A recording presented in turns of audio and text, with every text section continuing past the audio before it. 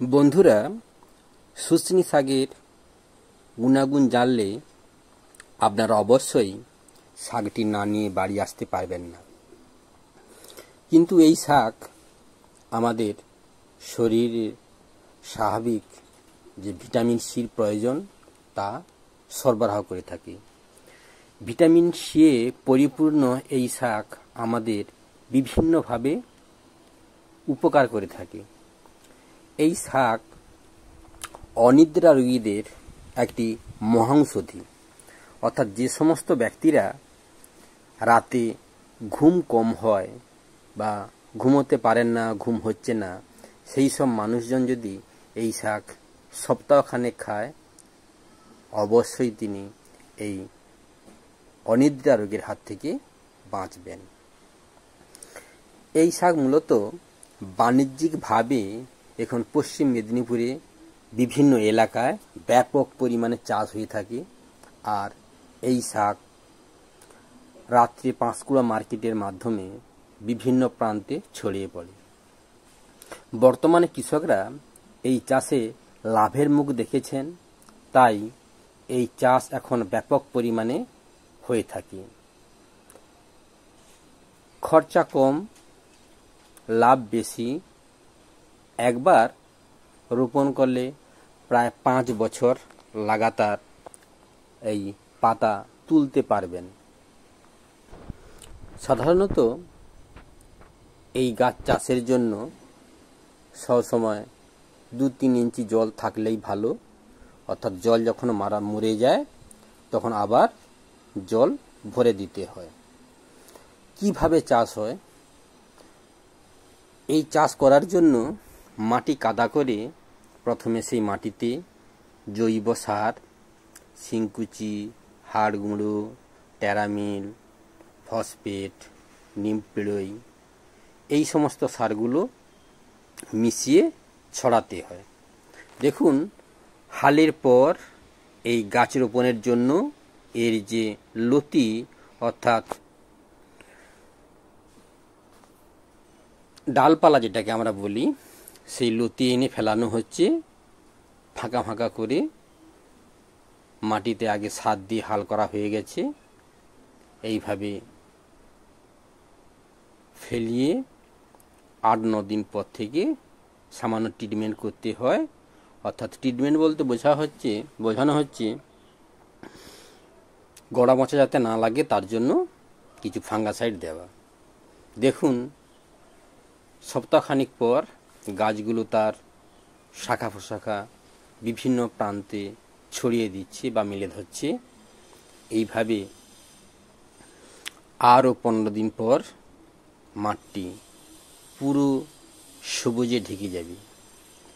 তখন যিনি চাষ করেছেন ওনাকে কেবলমাত্র লক্ষ্য রাখতে হবে যাতে কোনো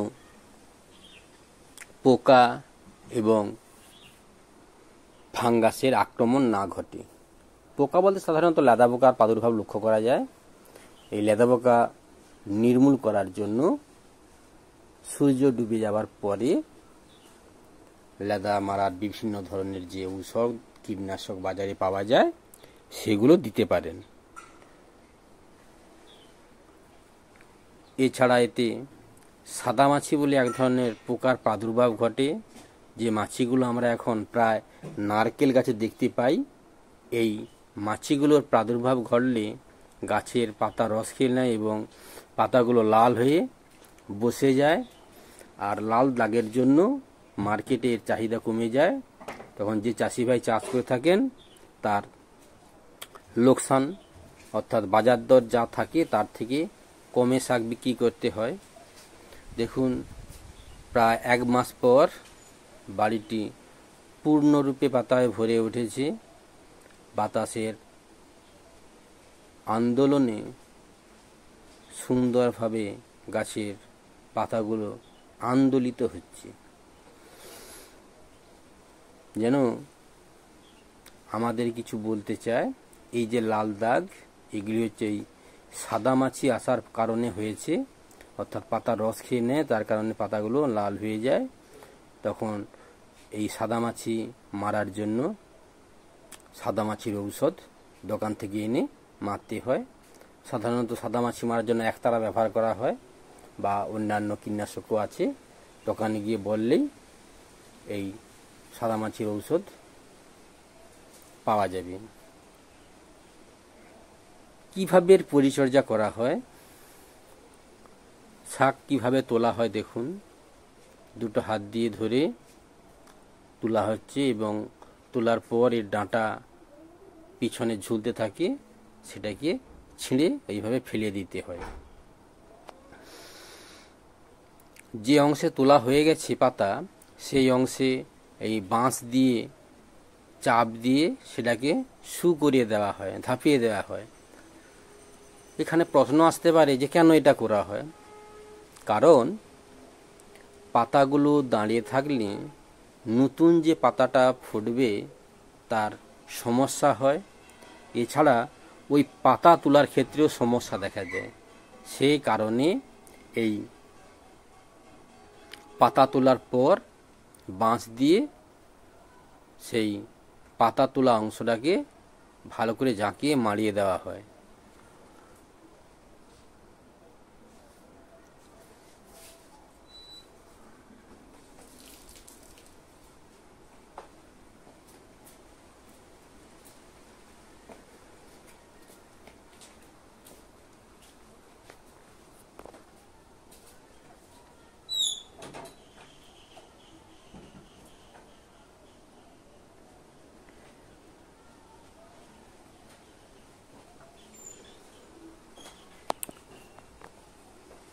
পাতা তোলার পর যে কাজগুলো বাড়িতে করা হয়, বাড়ি বলতে এখানে বোঝানো হচ্ছে যে জলাতে আমরা এই শাকের চাষ করি, তো পাতা তোলার পর মাড়ে দেওয়া হয় যদি সময় থাকে, না হলে পরের দিন এসে এই বাড়িটাকে ভালো করে মাড়িয়ে দেওয়া হয়। তো ইনার সঙ্গে কথা বলে জানা গেল যে কীভাবে পরিচর্যা করা হয়। তো উনি জানালেন যে সাধারণত দু ধরনের সমস্যা দেখা দেয়। এক, লেদা পোকার প্রাদুর্ভাব ঘটে, যার কারণে পাতাগুলো ফুটো ফুটো হয়ে যায়। আর দুই, ওই সাদা মাছি। এখানে শাক তুলে নেওয়ার পর সার ছড়ানো হচ্ছে।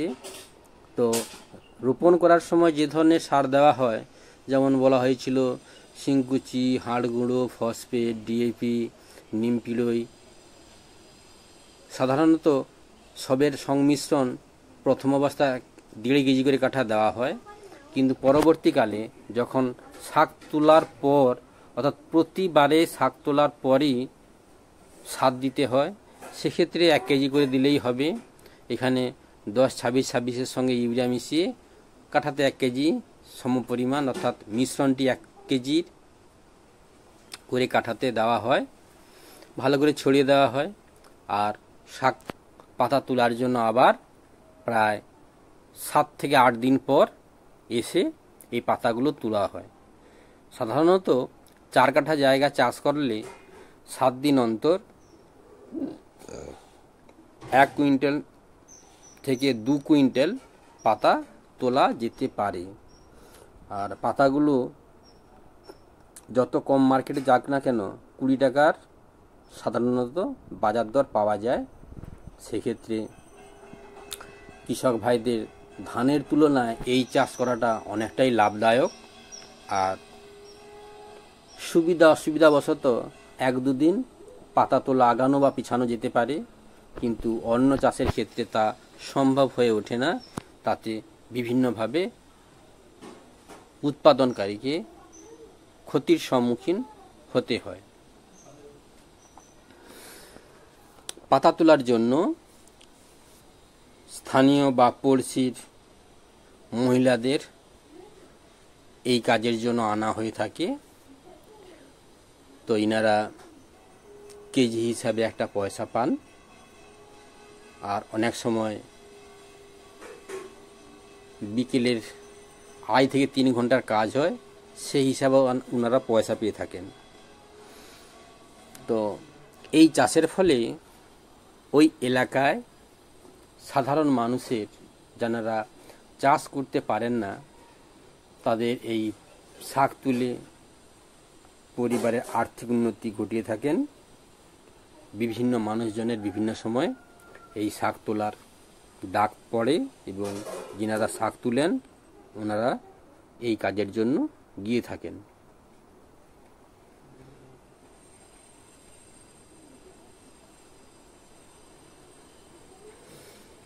আগের ভিডিওতে দেখিয়েছিলাম যে শাক তোলার সময় স্প্রে করা হচ্ছে। স্প্রেটা কিন্তু আজকে ভিডিওতে দেখানো হচ্ছে না, কারণ বৃষ্টি পড়ছিল যখন ভিডিওটা করা হয়েছিল, যার কারণে আর জল দেওয়ার প্রয়োজন হয়নি। তো শাকগুলো তুলে বস্তা ভর্তি করে এই গাড়ি লোড হচ্ছে। এইবার এই গাড়ি সোজা পাঁশকুড়ো মার্কেট চলে যাবে, বা অনেকে সন্ধে বাড়িতে ওই শাকগুলোকে মিলে বাতাস খাওয়ানোর পর আবার রাত্রে বস্তা ভর্তি করে ভোরের সময় পাঁশকুড়ো মার্কেট গিয়ে থাকেন।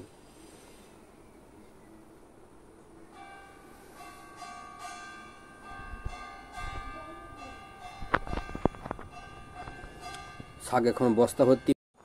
তো বন্ধুরা, যারা আমার ভিডিওতে নতুন এসেছেন সবাইকে নমস্কার। আপনারা লাইক, কমেন্ট এবং শেয়ার করবেন।